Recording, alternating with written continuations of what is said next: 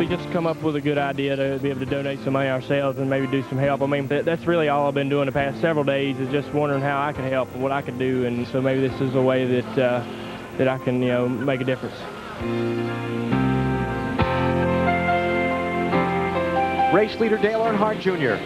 here at Dover. He and his team, one of many, in fact, most all the field, using today's event to raise funds, almost kind of like a race-a-thon. Money per lap completed, money per mile completed. Junior's even got a little carrot out there to his race team as well in their pit stop performance today. If they can have a pit stop under 14 seconds, he will donate $10,000 to the fund. And he is starting to lap cars. That's Brett Bodine, the 11th car, in 37th spot, right in front of Dale Earnhardt Jr. Junior's led 79 on 105 laps so far.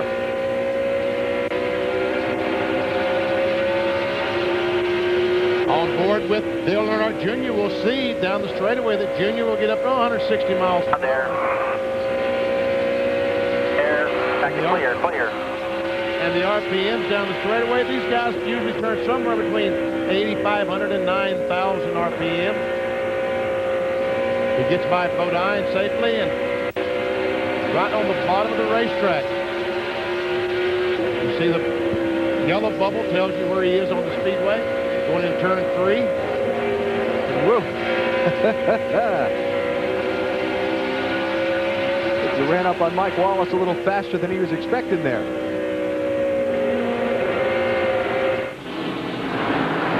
'36th place car, one lap down.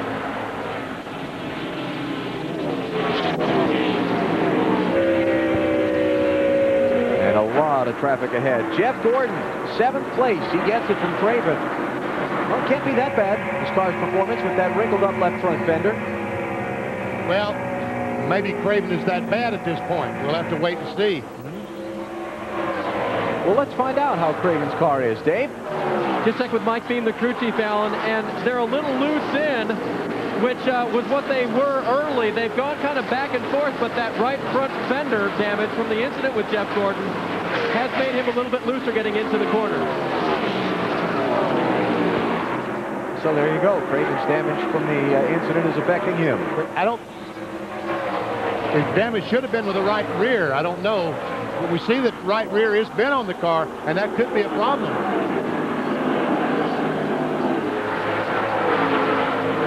Behind these two, 9th place, Kevin Harvick working on Rusty Wallace, and here comes Kenny Wallace in the 1.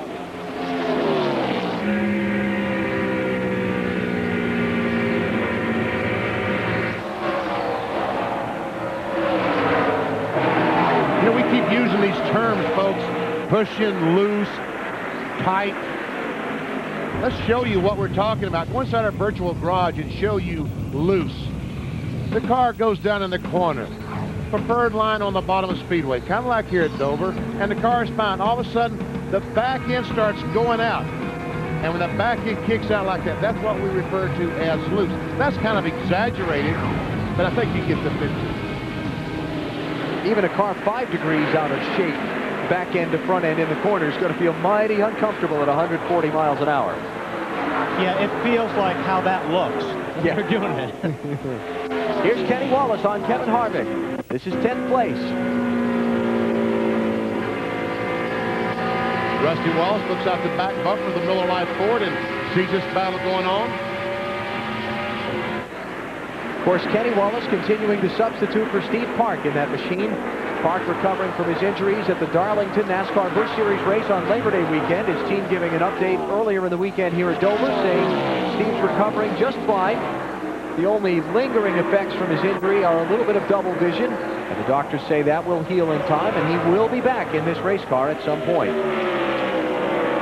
How much in the corners here, VP, the groove has moved up so much higher in just 100 laps. I mean, they're almost up to the wall.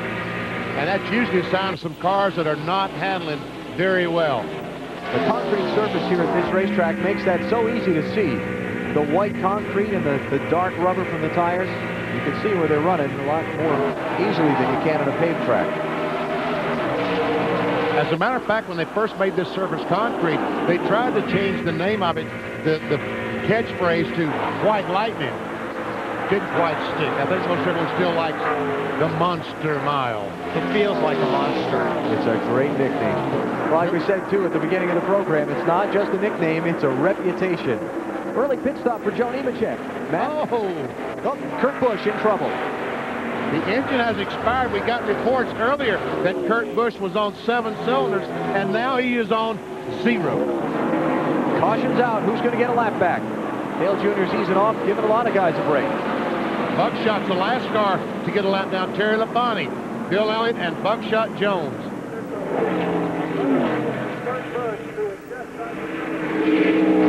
Fourth caution of the race, lap 117.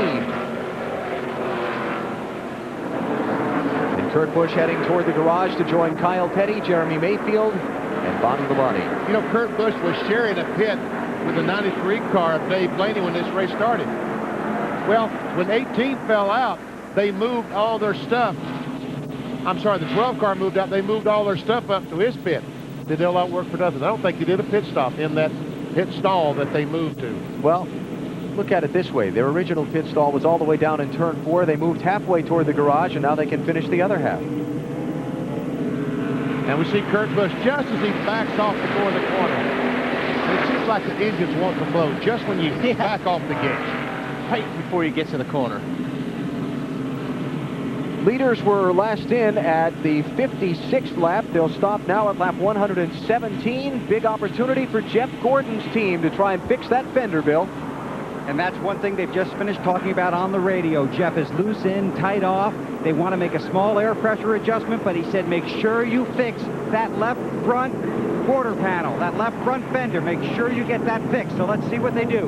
He comes to a stop in front of his pit board. They go around to the right side first, then they'll swing around to the left. Right side tires going on. Again, the air pressure adjustment for them. They go to the left side, working on that fender, trying to pull that out, pull it away from the tire. They did say this caution was a huge break for them. This should be a little longer stop than usual for this team. They'll give up a lot of position. But Gordon dodged back out in front of Sterling Marlin, heads down pit road. So a good stop for those guys, and they dodge a big bullet, Matt.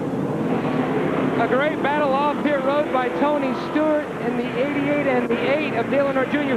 Stewart's car bad loose. They went down a half a pound on all 4 tires. A great stop by the Home Depot guys. Dave. Matt, the 8 car of Dale Earnhardt Jr., the crew may not have gotten under 14 seconds for that $10,000, but they did make a slight air pressure adjustment.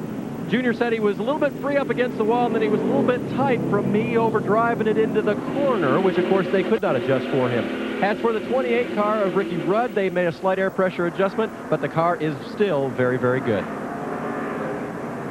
Dale Earnhardt Jr. leads off pit road. Tony Stewart is second, Ricky Rudd third. Dale Jarrett comes out fourth. And Kenny Wallace's team gets him up to fifth. Let's check out the race off the pit lane to that all-important scoring stripe. And we see that Junior goes by first. Great stop by Tony and the team. Wow. Almost gets beat by Tony Stewart. So they're cleaning up the liquid from Kurt Busch's engine failure. We'll be back to Dover Downs in a minute on NBC. We thank you for that. Whole NASCAR community thinking about others today while we get back to business here at Dover Downs International Speedway. Don't forget, NBC's Premiere Week begins on Monday. You'll get the answers to last season's finales and get in from the beginning on NBC's new hits. Don't miss a minute of NBC's Premiere Week. It all begins Monday night on NBC. This Dover Downs International Speedway's pit lane is one of the tightest on the circuit. Yeah, watch what happens here. You got Casey Atwell right behind the 25 car, and he just bumps her as the 25 trying to turn down into his pit. How about it, Marty? What do you got down there? Well, you made a little contact there on pit road, as you guys just saw, and Jerry Nadeau has got an outstanding car today. He has started 41st. He's all the way up to 17th, despite that contact on pit road. He's a little loose in and tied off on that last run, so they put a half pound in the right front, round a bite out of the left rear, but the damage they're not too worried about right now. They are not going to bring him back down pit road. Let's give a call to Robert Presley. Great run for these guys. Started 28th, running 8th. They are very fast, consistent with the leaders. A little bit tight on that last run. They did make a wedge adjustment, but had just a terrific pit stop. About 15.4 was their timing on the stop. Good effort there for Presley and his team, and you can see the Jasper Engines folks, one of the people who've removed all their identification on the car just to salute our country and our lost friends.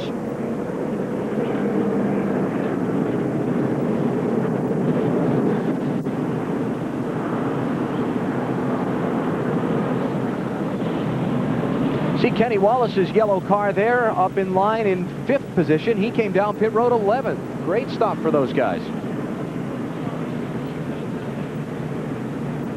They're taking a blower and they're working the apron of the racetrack inside 1 and 2 where all that oil dry was put down from Kurt Busch's engine. That's why we're still under caution. Sorry, I want to show you guys something. This is inside of Mark Martin's car. You don't see this too often on a Cup car. That's a left side mirror. And we see Mark Martin adjusting the mirror as you speak, because he does not want to be turned down in the corner and a car be beside of him and then not realize it.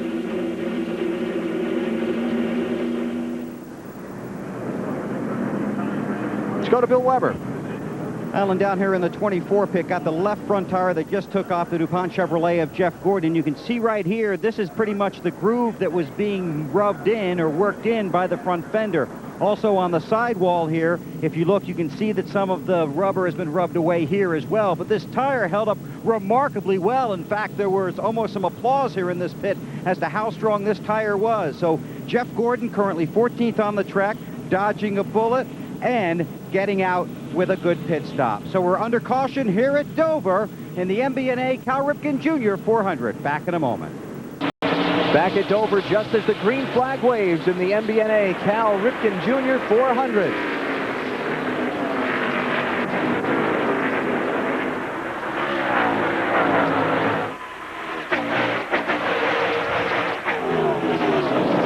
Dale Earnhardt Jr. leads. Tony Stewart is second. Ricky Rudd third. Dale Jarrett fourth. Kenny Wallace fifth. Then you've got Bobby Hamilton, Rusty Wallace, Robert Presley, Kevin Harvick, and Ron Hornaday.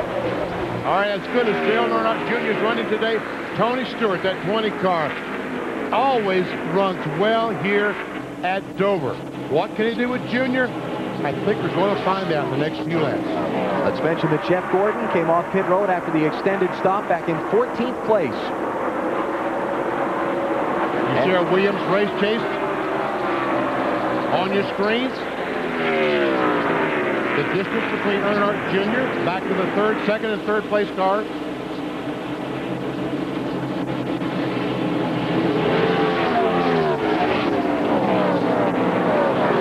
And right now, Tony Stewart not able to do much with Dale Earnhardt Jr.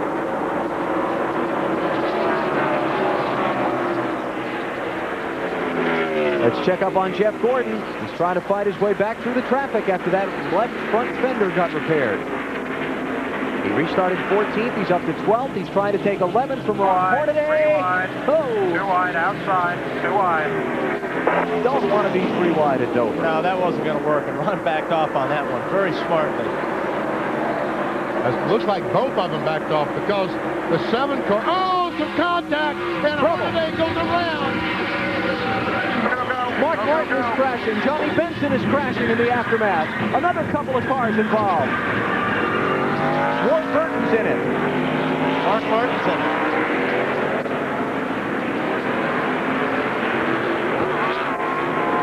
it. Fifth caution.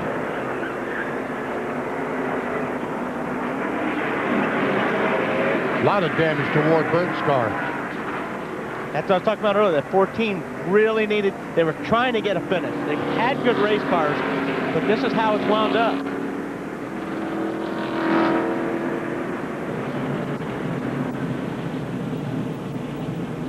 Jeff Gordon racing Ron Hornaday. And it didn't work out. Now he had damage to the left front fender. I wonder if he has damage to the right front fender, or where he made contact with Hornaday. I don't see too many marks up there, BP.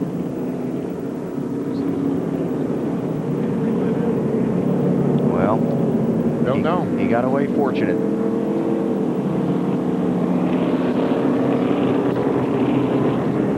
We'll check out the replays as Ron Hornaday tries to fire his car up when we come back to Dover after this.